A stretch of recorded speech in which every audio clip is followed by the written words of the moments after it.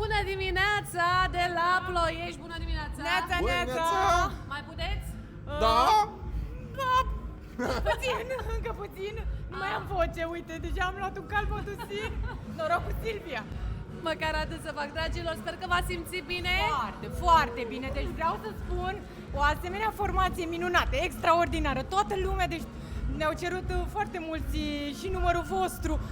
Efectiv, numai cuvinte de laudă, spectaculoși. Deci chiar vă recomand cu toată inima. Toată lumea a dansat, a fost pe ring.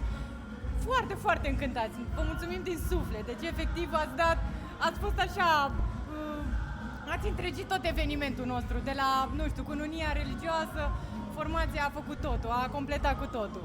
Vă mulțumim tare mult. Mulțumim și noi și să ne revedem cu drag și la botez. La botez, nu? Bineînțeles că lumea așteaptă din nou să vă vadă. Mulțumim din suflet, mulțumim tare mult.